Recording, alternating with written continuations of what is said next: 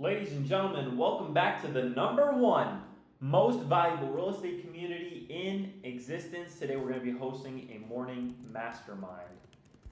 I'm excited to host it. We are going to be breaking down people's businesses. I'm going to be probably making some phone calls and just actively doing the business, let some people pop in and join us. And we're going to be able to document the entire process here, and it will be live, of course, on YouTube. So grateful, pardon me, for everybody that is joining us this morning, and let's get right into it. All right. Welcome, everybody. How is everybody doing today? We just arrived. We are in beautiful Medellin, Colombia again. Back for another amazing, fantastic day. I'm going to be making some calls. I've got some offers that I've accepted on a few of my novations. We're looking good. How is everybody doing today? We've got Matt, Ben, Champ, Komar, Cam, Bree, Andy, Angel, Yer. Make sure, ladies and gentlemen, that you are using your real name on the Discord. That way we know who we are working with. If you need help changing your nickname on Discord, type your real name in the chat and I will change it for you to make it simpler.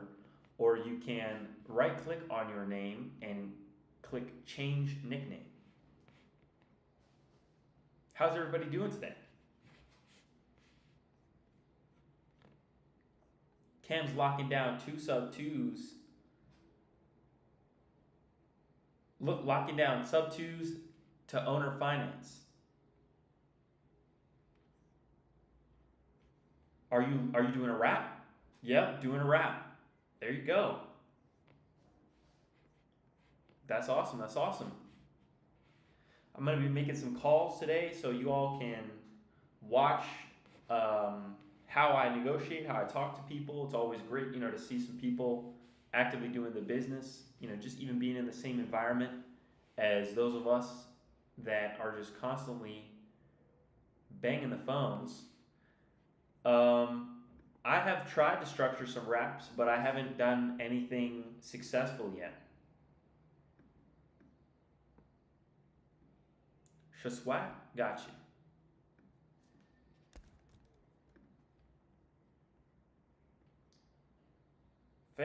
Fantastic. Glad to see everybody in here today.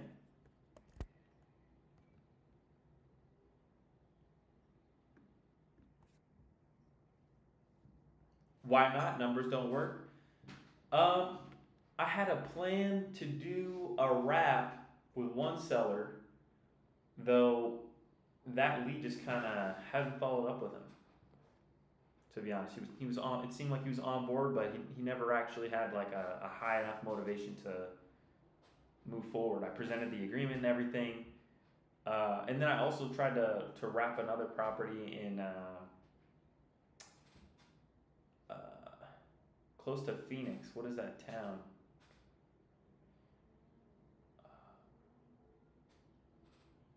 It's not Phoenix. But it's a city close to Phoenix in Arizona. And that one didn't work out because they were so underwater. I'm trying to think of that town, that city. And that one that just didn't work out. So I haven't had a wrap closing just yet. But still working towards it. But in the meantime, I figured I might just pop up on here and go to work, and that's what we should do. I have a call today at 2 p.m. with a guy, and then if anybody is in Abilene, Texas, I need somebody to go out to Abilene, Texas. And then I've got a call to make to Miss Penny. So let's hop on it.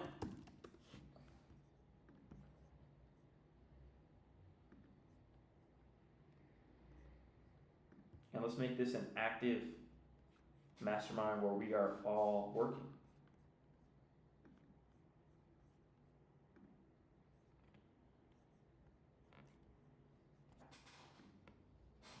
Let me know if you can hear this call.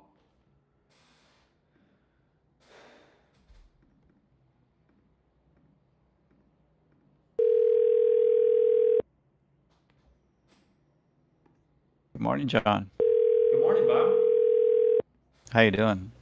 Fantastic, fantastic. How are you? I'm doing good. I'm doing good. Thank you. Sorry I'm running a little late. No, all good, all good. That was a fire live stream yesterday Yeah. with everybody. Yeah, it was And fun. yeah, your team broke down that lead very well. And it was cool to see, other people that were in the audience pop up and contribute to the conversation. Yep, exactly. That's the whole purpose of it, right? Getting people to get involved and participate. So that was great.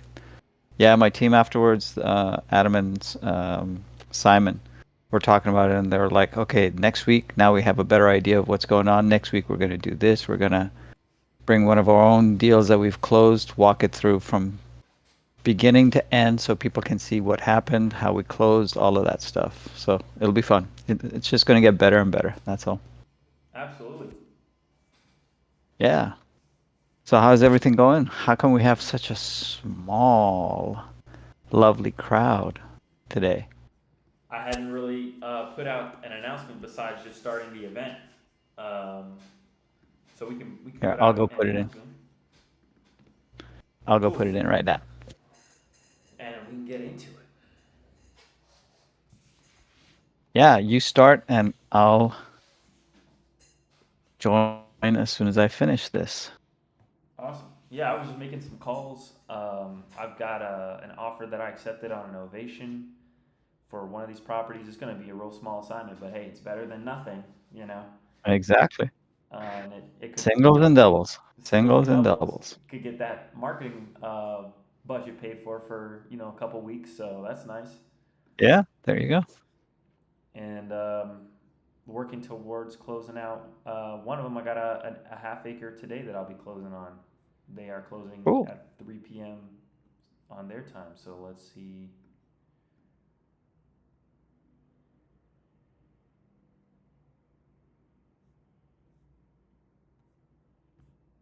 That's going to be exciting. And then I have to open up title. I got to write some of this stuff down. Got to open up title on Love. another property today and get another one listed. So, We're running and gunning. how did you come up? How did you come up with that property? That Is was it an PPC? agent outreach. I was Oh, actually in nice. the Clubhouse channel, and they were talking about different marketing strategies, and then you had Jacob talking about agent outreach, and I said, all right, well, I'm just going to get on the phone and show these people, how I would talk to an agent. And the first agent that picked up the phone had a deal, and so I just, you know, negotiated with them, Love it. and it was a half an acre in a real nice spot. It's like kind of like a commercial residential area.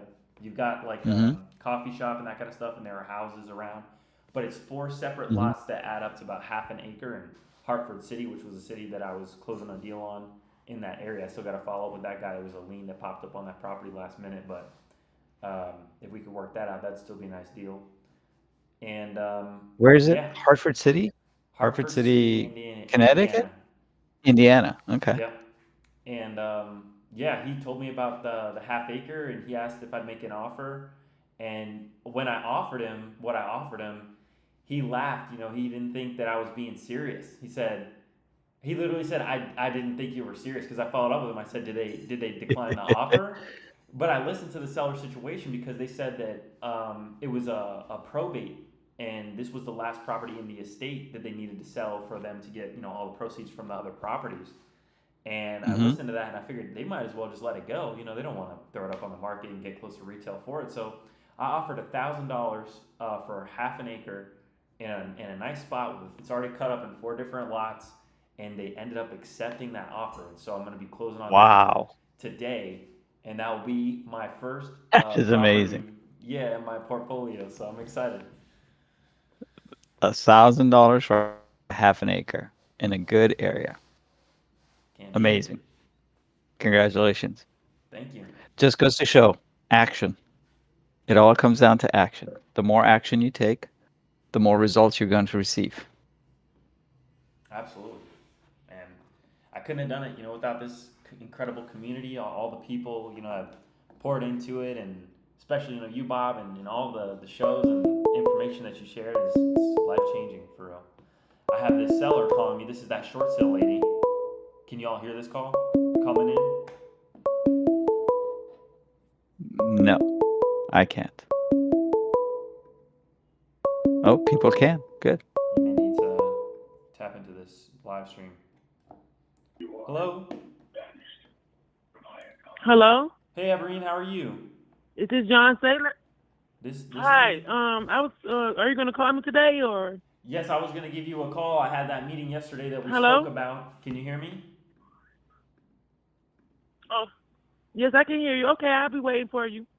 Well, if now's a good time, we can chat. Oh, okay. Go ahead. I just didn't want to interrupt what you got going on. I was just putting it out there to call me today. Okay. Fine. I'm Okay, yeah. here. So I did get a chance to speak with my team, and after kind of reviewing, what options we have, it seems like the short sale is probably going to be the best option for you. Now, that doesn't necessarily mean that you're going to walk away with nothing, but it definitely means that the lender is going to be taking a loss on the sale of the property. Oh God. So the lender gonna take a loss. I mean, I'm not gonna get nothing. So Right? one of the ways that we actually have been able to work with sellers in the past to make sure that they walk away with something at the closing table is, by actually purchasing their personal property. So say that you sold us, or quote unquote sold us the furniture in the house and that kind of thing. We could call for a bill of sale for the personal property in your house. I don't And have. I don't have nothing to give y'all. well, I mean, there's no appliances, there's no Oh yes, the appliances, but they ain't. I mean, they're used. that's quite all right. If we could figure something out in terms of an offer, it's possible that we could, you know, give you some money for those appliances. That'd be enough for you to hopefully get to where you're going next. Yeah, but y'all not gonna use them. Y'all gonna throw them away, right? They're not usable, really. My stove, the only thing, my stove don't work. I know my dishwasher work, but not my stove. Yeah, I mean, it doesn't matter, what condition they're in. It's more just to show the Oh, lender okay. that we're buying something of yours, because typically in a short sale, I think you may have spoken to somebody about it. If you do sell at a loss, typically you can't really walk away with something if the lender won't let you from the sale of the property. Now, the lender has no authority over personal property, so the lender also doesn't know that the appliances are going to be discarded or maybe used in a Oh, different way. okay. So that's kind of the way that we're trying to work around this, because like I said, we want to make sure we can help you the best we can. Okay, that sounds good. Okay, so why don't we do this? Because I want to make sure you're walking away without that foreclosure on your record. Can we put Yeah. some sort of agreement in writing today so that we could get the ball rolling on this? Yeah, I can. I mean, as long as I don't get screwed, I can. Okay. There's so many bosses out here, too. I'm just like so shell shocked right now. I just don't know where to turn. No, it's okay. And I'm happy to help you. I'm glad that you got a chance to get in touch with me and my team. So Okay. why don't we do this then? I will put together some sort of offer that we could get signed, and then we can take that to your lender. Now it's gonna need to be, significantly lower than what you owe on the property, because from what I've heard, the feedback from the other gentleman that you were working with is that the property does need, significant work. Is that accurate? No, I got all that stuff. I got the no, not really. I got it was basically the yard. I got the tree removed, the grass cut, the roof cleaned from all the debris from the rain. That's what they're talking about. But inside, yeah, of course, I need new carpet, because I've been living here for 8 years and I got small children.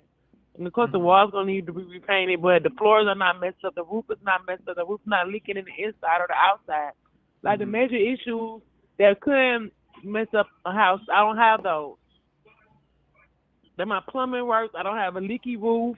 uh uh messed up floors and stuff like that. No, I Mm-hmm. don't. That's okay. That's perfect. So why don't we do this? Let me get on this next call with my underwriter, and then we'll get together the next steps for pursuing that short sale. And then from there, we Okay. could probably all get on the phone with the lender to negotiate something that makes sense for everybody, okay? Okay. All right. Thank you. Absolutely. I'll be in touch with you later today. I appreciate your patience and look Okay. forward to working with you. Okay. Thank you. Bye bye. Absolutely. Take care. Bye bye. Bye bye. There we go. Boom. Nicely done. So she's on board. Yeah, she's definitely on Yeah, board. Now we it's a got to little bit discuss what are the next steps. right. Exactly. It's a little bit difficult or strange sometimes at the beginning trying to explain. Some sellers get it right away. Some sellers you gotta explain more as to how we are going to be paying them. So Stacy asks, can you go over a brief preview of how John would underwrite this kind of deal? Yeah.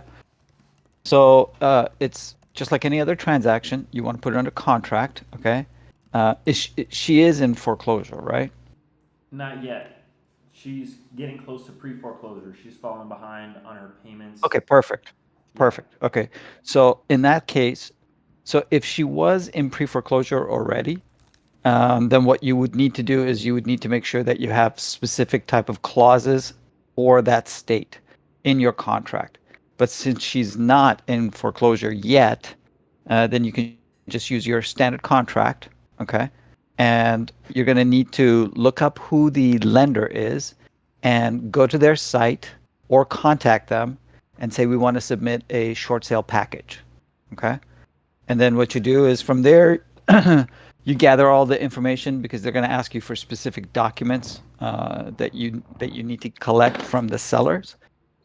And once you have everything taken care of, you create the package and you submit it to the lender. You want to ask who specifically you need to send it to. And that's why we always work with a short sale negotiator. We have one on our team that we're constantly working with. So, he jumps on it and takes care of all this stuff for us. So yeah, but that's basically the process. It's not really any different. It's just timelines are different. And yes, the process once the short sale has been submitted is a little bit different, but besides that, at the beginning, it's the same thing. So I Okay, hope that helps. definitely. So the next step is to contact the lender at that Hmm. midway mortgage, and we've got to negotiate. So in terms of like an offer, right? I mean, we could pretty much just submit an offer to sell the house at whatever price, right? To sell the house or buy the house? To purchase the property, yeah. To purchase the property. Yeah, yeah. I mean, obviously, you want to be within reason. You can't just submit $1.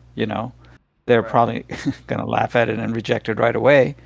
But so long as you submit the short sale package to them, they're going to take time to review it. They're going to take time to assess the situation and then come back and say yes or no, or okay, let's find out. One of the first things that they're going to do is they're going to ask for a BPO, not from you. They're going to do it themselves. A BPO is a broker's price opinion, and they're going to get basically a realtor, an agent, to go out there and take some pictures and hopefully be able to go inside and take a picture. I hope they don't do a drive-by. You want to specify that you want an interior BPO done, okay? So that they can see the condition of the house all around. Um, Mm-hmm. and then, yeah, but the process is that way. Tanner says, I thought most lenders do not allow for assignable terms in their short sales. We're not going to say it's assigned.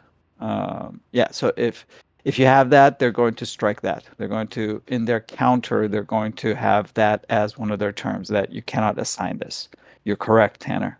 You cannot assign a short sale in most cases. Yeah, so the workaround that I've used for that in the past was we created a separate entity, like a separate LLC, to close on the property, Mm-hmm. and then we did Mm-hmm. essentially a double close on the LLC. So when we purchased that property, we sold the entity that was holding that property. So it wasn't like an Yep. assignment.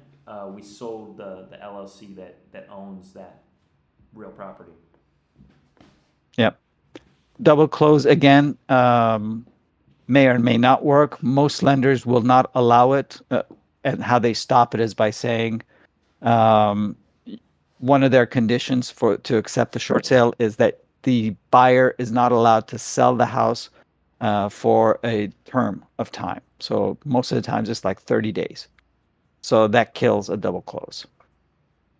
They're just trying to protect themselves and make sure that, if they're going to take a hit, the seller doesn't get any money and the purchaser isn't going to be profiting off of it right away. If there's any money to be made, they want to be the ones to make that money. So they normally stop a double close, won't accept it. Well, there we have it. Next step is to reach out, contact that lender, and submit that short sale package. Bob, is this something that you would be down to JV on? I mean, we gotta break some bread on one of these deals, man. I've never done a short sale just by myself, Let's do so it. if you wanna Let's JV go. on this, let's get it done. Yeah, absolutely. Be happy to. Yeah, send me the information. Let's run the numbers and see where we need to be to submit the offer. Thankfully, we have a little bit of time. It's not a rush thing. And so, yeah, let's get it done. Awesome. I'll send you over that info now. Cool. Look at that, ladies and gentlemen. Just being in the right rooms, you can collaborate and potentially joint venture with a professional like Mr. Bob Sadai and get a deal closed that maybe, would have been thrown away by somebody else. C asks, can you go over the process of the seller walking away with money with respect to her appliances? Now, John mentioned appliances. It could be anything.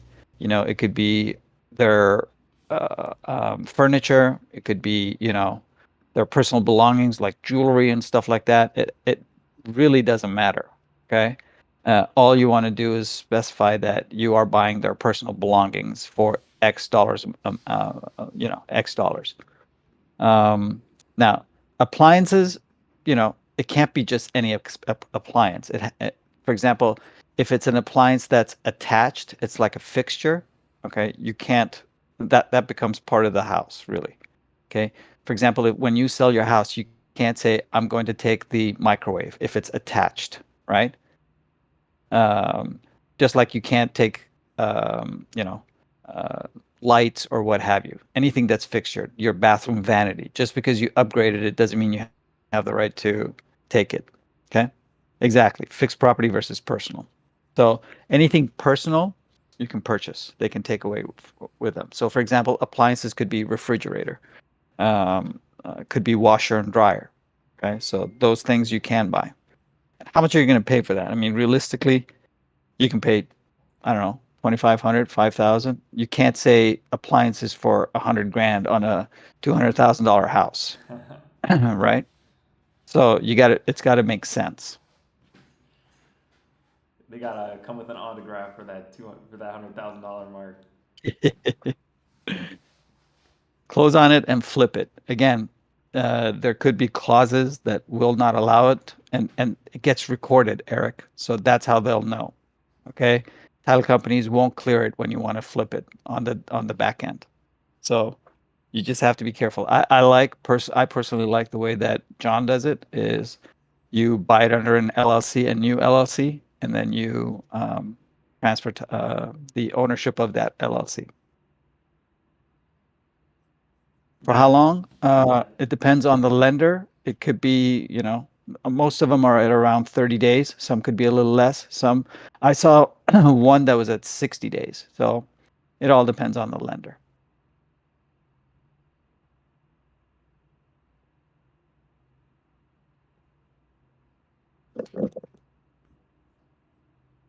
So awesome. Yeah, that's the first call of the day. Then I gotta follow up with some people on some other things. see. To rehab and resell, no problem. You're not going to have any issues with that, Eric. That's what they want to make sure that you have. So cool. This is Matt Riley. What's he doing in the Very audience? kind of you to join us. Come on up, buddy. What you got going today? Big smile on his face now.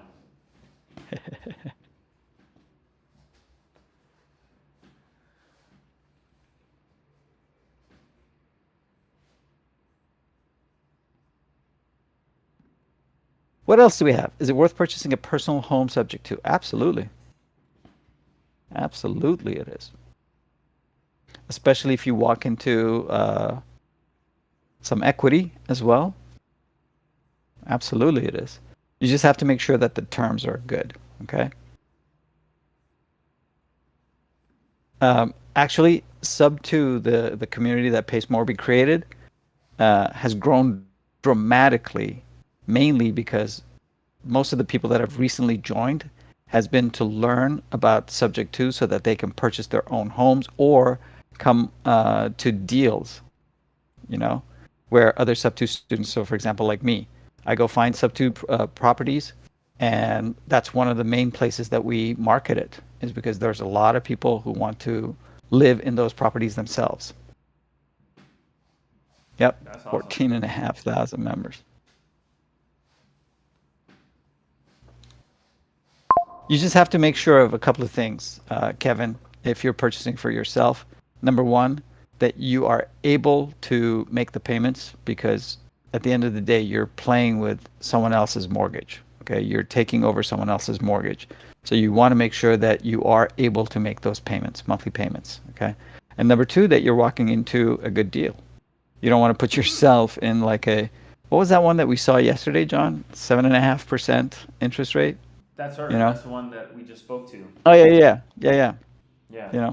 So I wouldn't want to buy that one, subject to. That's why we're going the short sale route. Here he is. There he is. Good morning. Good morning. Good morning. Good morning. How you doing, buddy? Good. I'm waiting in my kitchen right now for my wife to get off her work meeting so we can go drive and get my second morning coffee. Second morning coffee. What time is it? I'm- At 10:30 over there? I'm patiently waiting, Rob.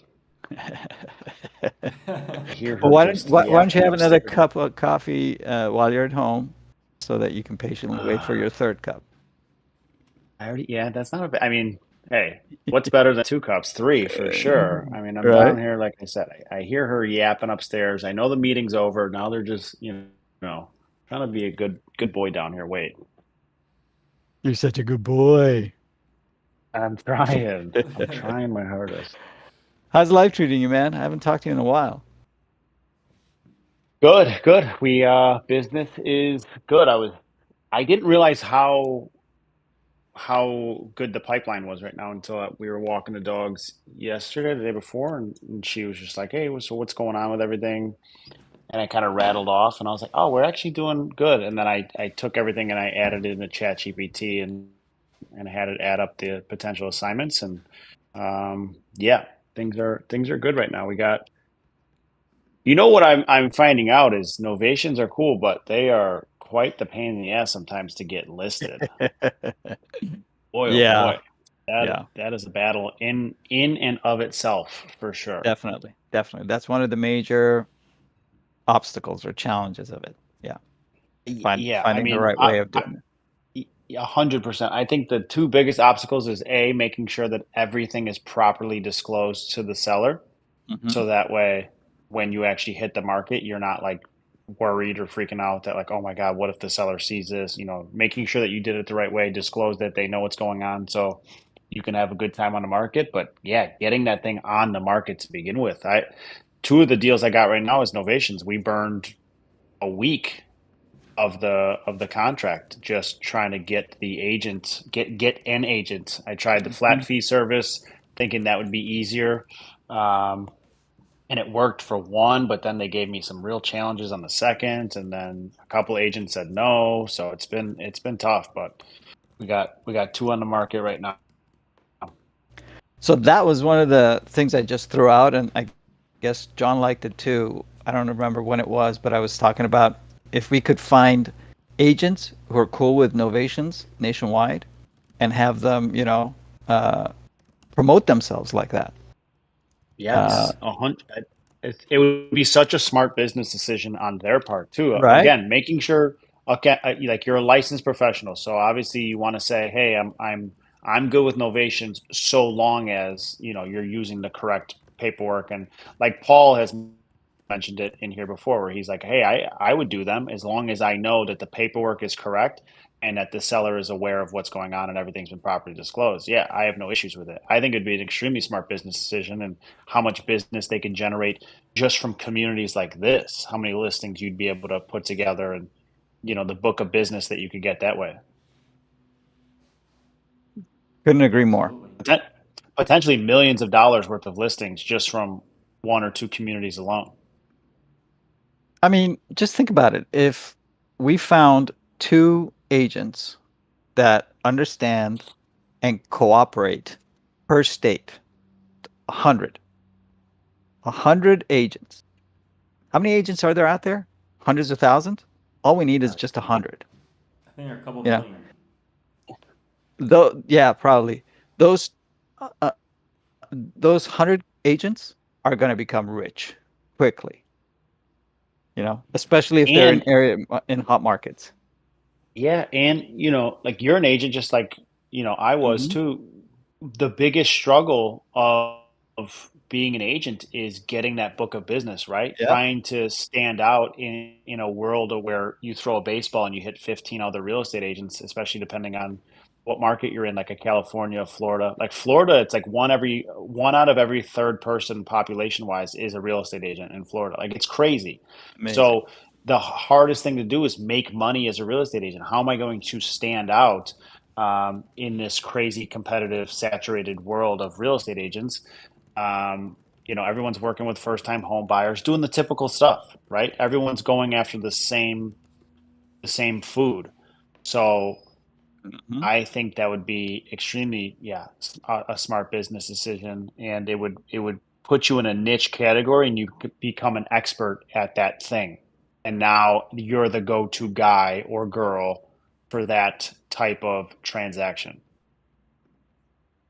100%. That's what you I want to agree. be, I feel like, Yeah. right? Like everybody can claim that they're the go-to person for first-time home buyers or whatever the thing is, but so is 3 million other real estate. Like you're not though, right? Like so is everybody else. But to be able to stand out and be like, oh, that's the novation guy or girl. Like if you have a novation, go to them. They have the network and the abilities, and because I found a flat fee service website that does. I thought, because I have one in Arkansas right now, just outside the Ozarks, and so I'm not familiar. Wait, I don't have any agents or anything out there. So I found a flat fee service they have a couple different packages for listings, and you can either pay the flat fee up front. So it's like 99 bucks for this package, and then whatever it was, 150, and then 299. And then they have a no money up front, but you just pay 1% on the backside when it sells. So we listed that. And then I needed one for just outside Detroit. And I was like, can you guys do that? And he's like, no, we only do Arkansas. But he's like, our website, and he sent it to me, was their website name / Michigan. And so I clicked that, and it's the same company, but Mhm. they have a different agent per state Yeah. that handles all of the listings.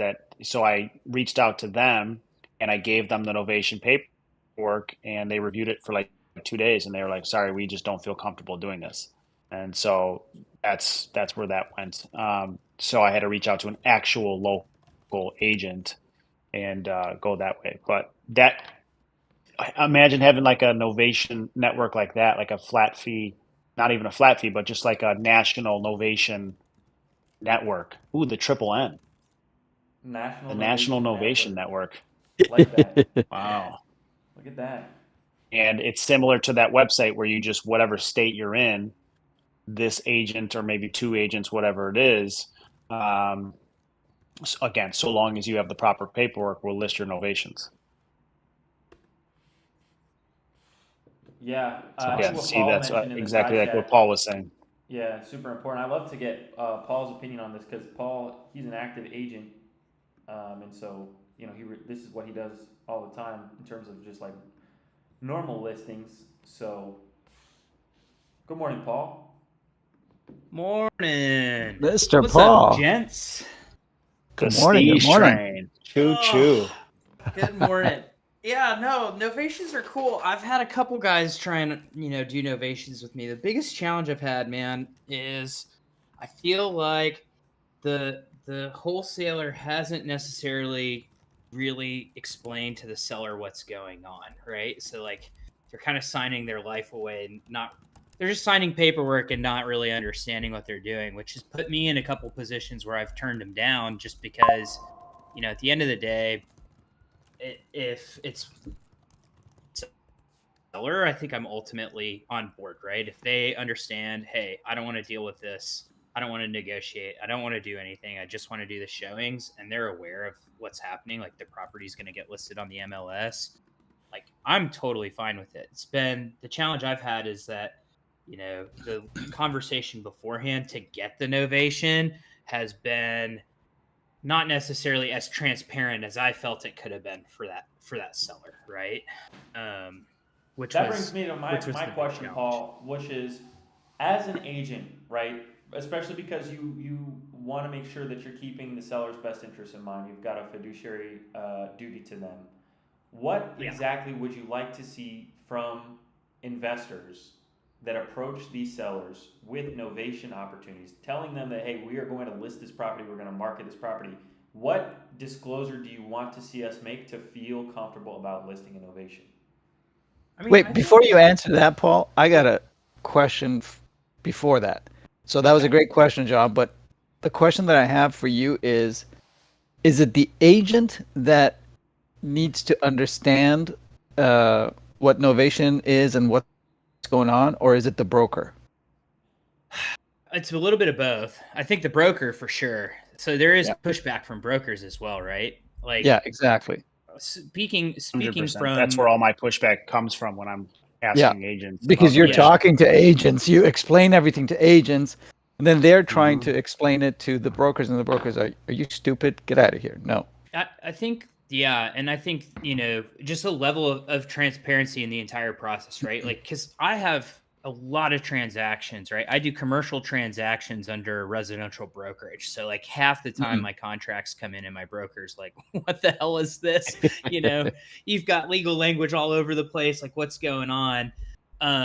If I have everything documented, language from attorneys, emails from attorneys that say, hey, we've reviewed these provisions and everything's good, then, I get through it. Right. But I think the biggest thing is, you have this attorney in fact thing, all that's there.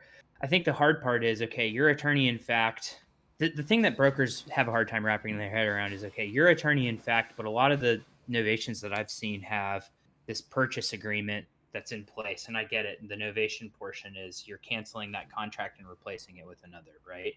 But I think where the broker gets confused is, okay, you're not only a party to a transaction on the contract, but you're also now a representative of the seller. How does that work? And then the other thing is, for my MLS anyway, it cannot be under contract while it's being marketed for sale. If that makes sense, I would have to put it as like pending or under contract if there's a contract in place on it, right? So there's just some like little. If we're doing this officially, I think there's brokers and agents out there that are just like, yeah, fine, whatever. But like to make it more universally adaptable, those are kind of the logistics that end up being a challenge on the brokerage side. Yeah. And Yeah. I don't know the answer to it. So I feel like Bob made a good point, and I don't mean to cut you off, Bob, but you said something that was like it equated to when you're like, yeah, you're talking to the agent, explaining everything to the agent. The agent might be like, okay, that makes sense to me, or I understand it, but I have to go tell that to my broker now. And depending on who the broker is, again, they didn't talk to you. They're not in the game the same way that agent is potentially. It's like during subject to, right?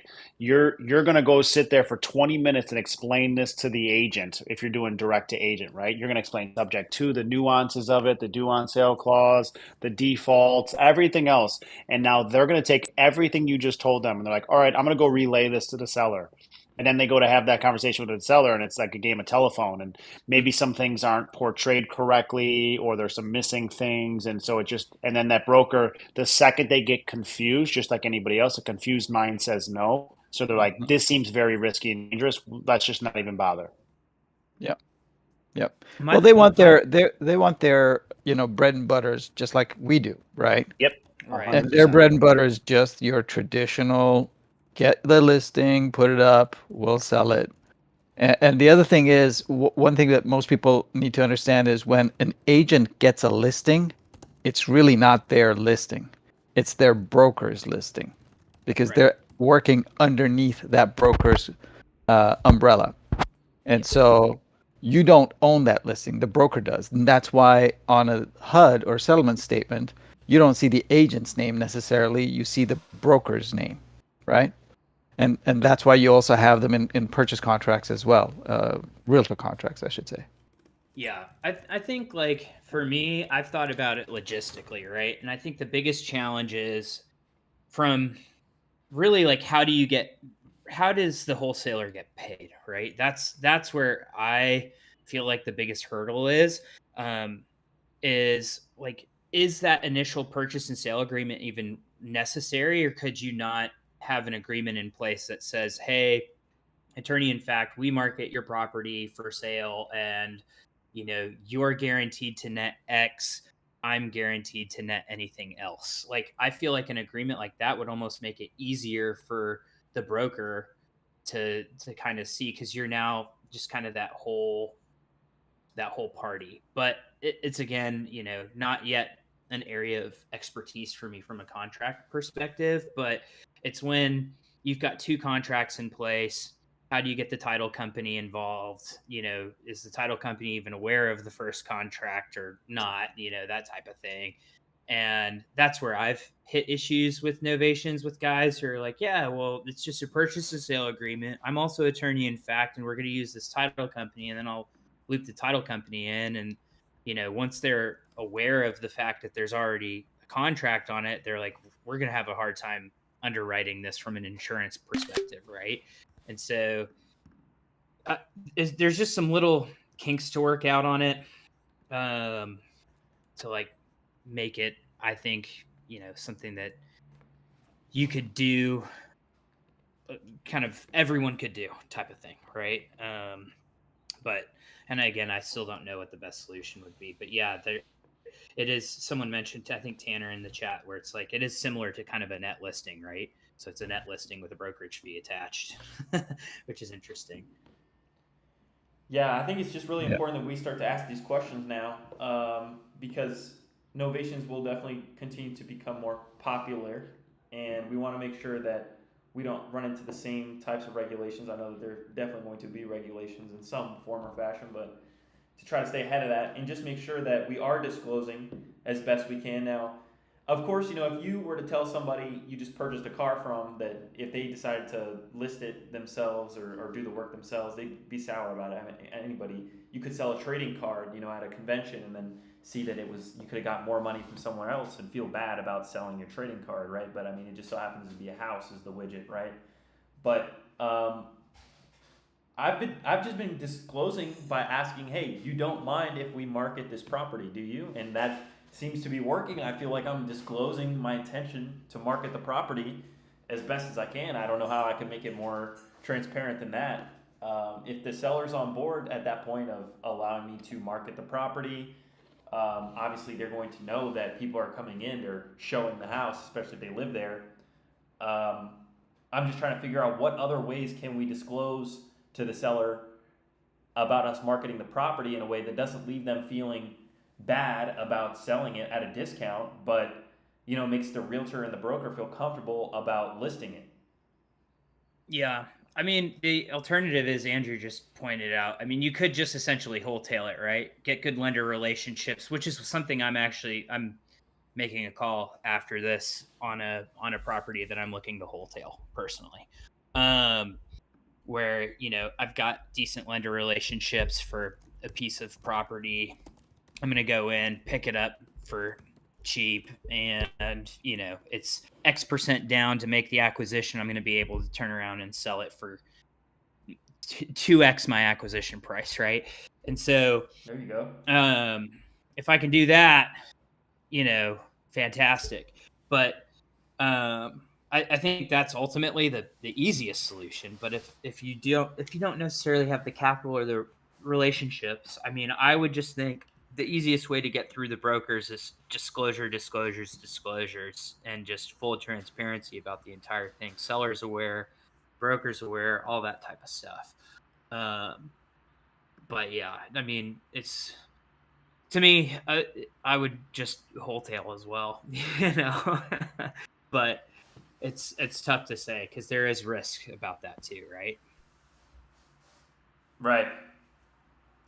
I like what Matt put in the side chat about the buyer's marketing of its contract interest, and that the buyer has the right to market its contract interest in the property.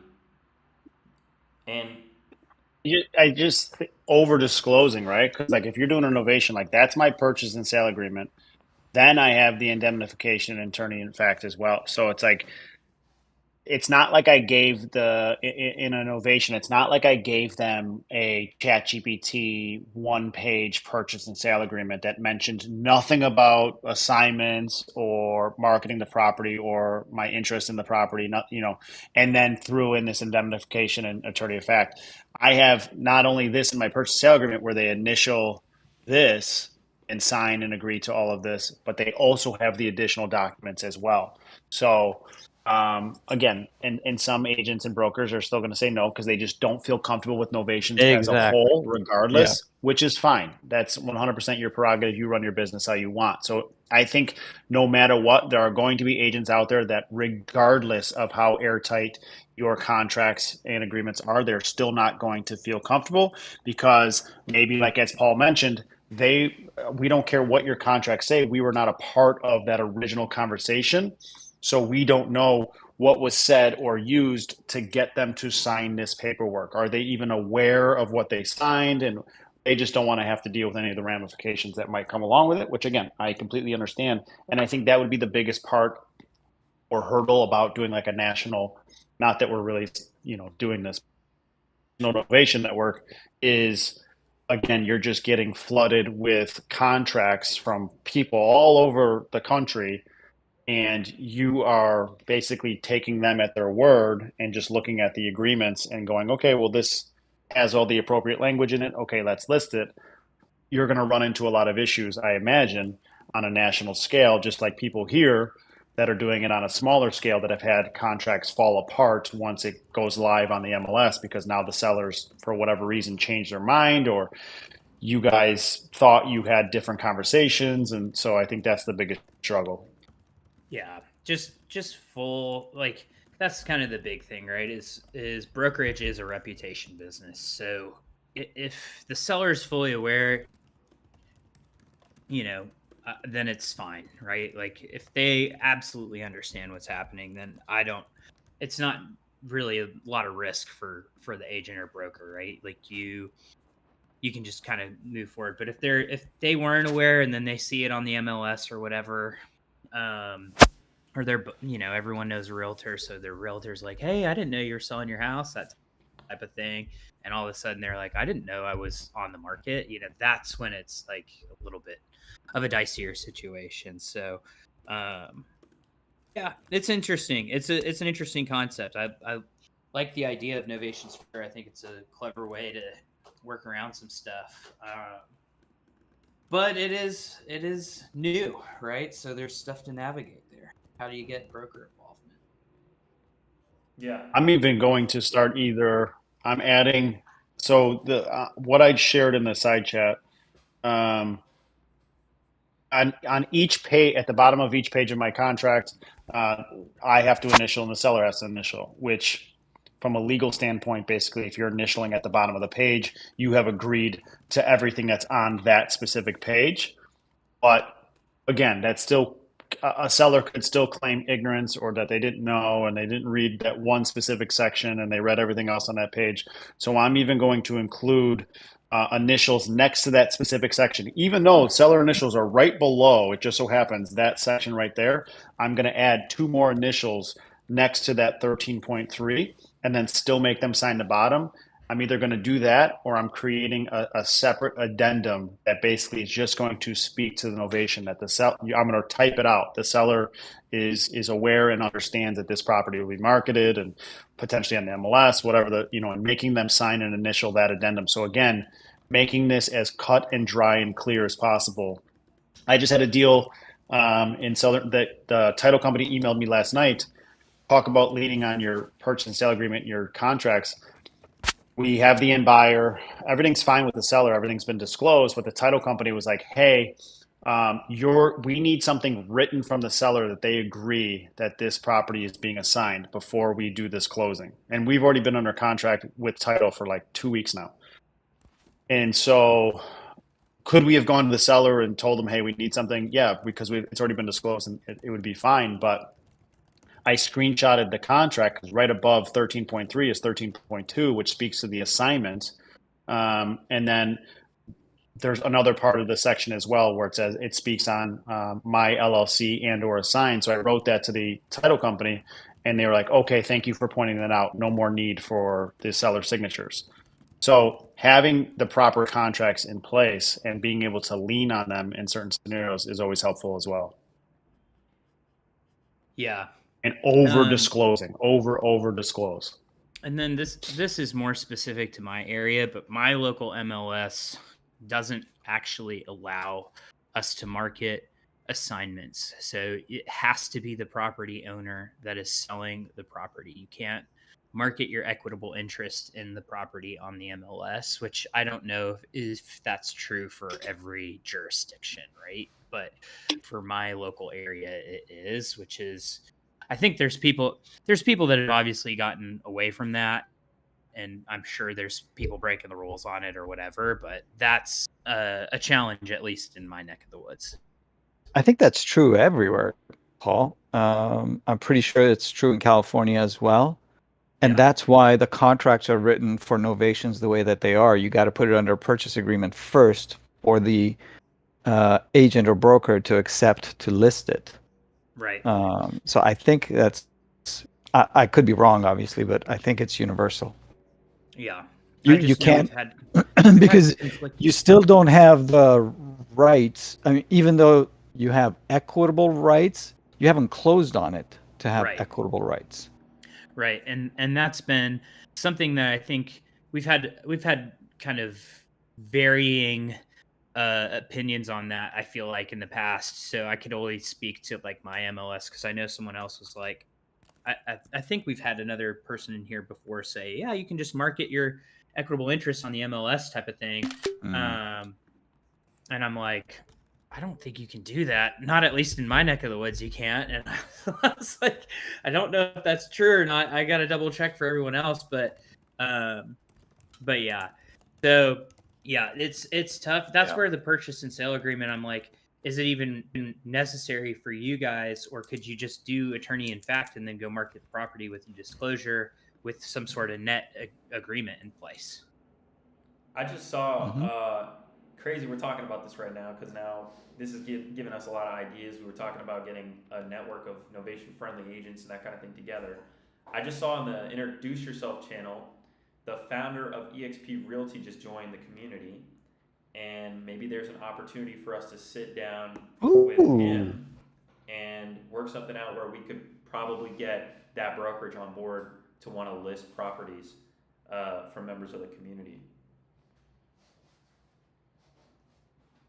Yeah, I mean, I'm starting now to where I used to, depending, I would just get the purchase and sale agreement signed and then start with the dispo process and everything else. We have now, in the last couple of days, myself and Carter, attached to every purchase and sale agreement now in one document, one upload, is the purchase and sale agreement plus the indemnification and attorney in fact, regardless, unless it's like a direct to agent on-market deal somehow, like a low equity or something, then we don't have that because it's already listed. We don't need that capability. But for everything else, no matter what, we're getting those signed up front, regardless of what the back end outcome is going to be, because I just want it and to allow us as many options on every deal as possible. So now it's just mandatory, no matter what. If we list it or don't, I still want those documents signed. Smart. I like that. I just, whether you get a stand, like whether you get an ovation, you get an agreement saying, hey, we agree to an ovation. So if this thing takes 6 months to sell, we're on board with you, whatever it takes, list it on the market. We know that your buyer is likely coming from the market. So however long that takes, 30 days to 6 months, we're on the roller coaster with you. But then there's other people that still want to close in 30 to 60 days regardless. They'll allow you to market it. They'll allow you to do all those things, but they still want to close in 30 to 60 days. Well, I want paperwork that still allows me to list on the MLS, even if I only have that contract for 30, 45, 60 days. So I'm getting everything signed up front, whether it's an ovation or not. I still want that short-term capability of listing on the MLS and using the MLS as an added dispo feature to help me during that 30 to 45 days. And then I either find a buyer from the MLS or find a buyer off the MLS, or we have to do a double close or whatever the case is. But I still want that runway for that 30 or 45 days, whether it's an ovation or not. I'm at a point where like everything that we put under contract needs to get listed on the MLS, regardless. Right. That's exactly what I'm saying, Matt. We were talking about that the other day. Is like, if you can, why wouldn't you list it on the MLS? Why? Because like it's great to build your own buyers list. It's great to tap into all the incredible resources and different marketplaces. And I'm not discrediting it. You know, we're trying to create something ourselves, but listing it on the MLS is just going to get you the most exposure. Period. Like, and if you know you have an agreement, you have a motivated seller, and you have somebody that'd be willing to allow you, you know, to buy it at a specific price that you negotiated, but you just don't feel comfortable in your process of pitching the novation or whatever. Literally, find somebody that's part of this community that's already done it and work with them, JV with them. Look at how they do their pitch. You know, how is it that they are communicating what they are going to do with the agent? I mean, we make calls live. You can see how we talk to people, and don't let these opportunities pass you by because, you know, you're stuck in, you know, I just don't know what to do phase. You know, figure out what to do or work with someone who's already done it and let them do it with you. So I'm excited, man. That's pretty crazy to see. We've got a founder of a really big brokerage that just joined this community, ladies and gentlemen. When we say this is number one, you guys got to understand, it's number one. This is number one. I got to start talking nicer about agents now. I got to be on my best behavior. No, but I think the days of 2-week cash closings and 7 to 10 days is dead for the most part. And obviously, those deals are still going to get done. And if it's a home run deal with huge margins, you know, you're going to be able to do that. But I now in the last 12 months or 15 months, when the market shifted to even creative and everything else, you got to give yourself as much of a runway in that contract as possible. So right now, again, we used to do it even with like subject to and creative. We were doing 21 to 28 day contracts, trying to, you know, beat everybody with timeline wise. But we're getting it together, ladies and gentlemen. We got a unexpected thing happen here to Discord, so we're gonna try to get it back together.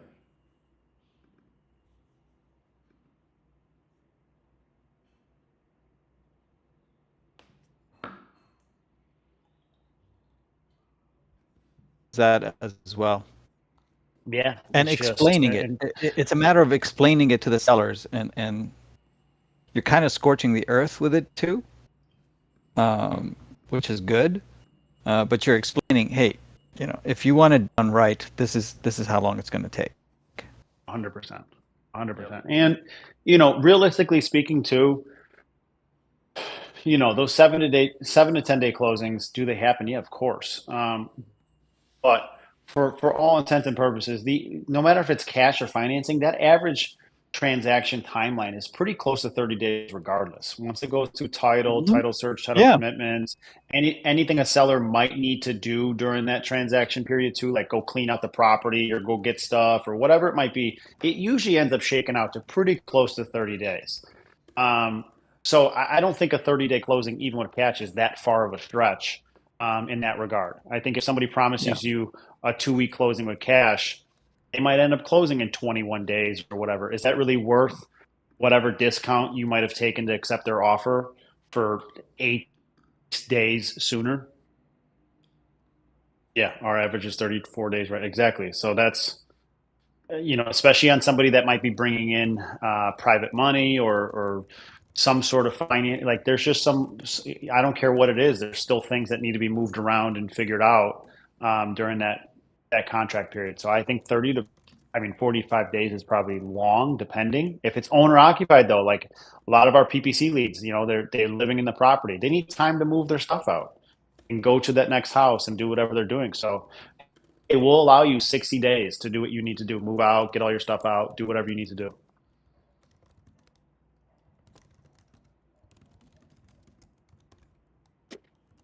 Couldn't agree more. And on that note, ladies and gentlemen, I have to bounce because, I got a business to run. I'm not retired yet like these two guys up here.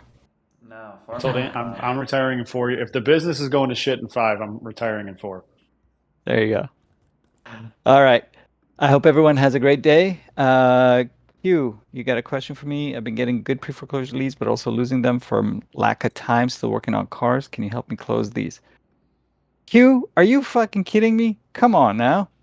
Bring it to me. I love working with people like you. Let's go. Bring them. DM me and we'll work on it. All right. Have a great day, everyone. I'll talk to you guys later. Bye. Thank you, Bob. Thank you, Matt. Hey, Bob.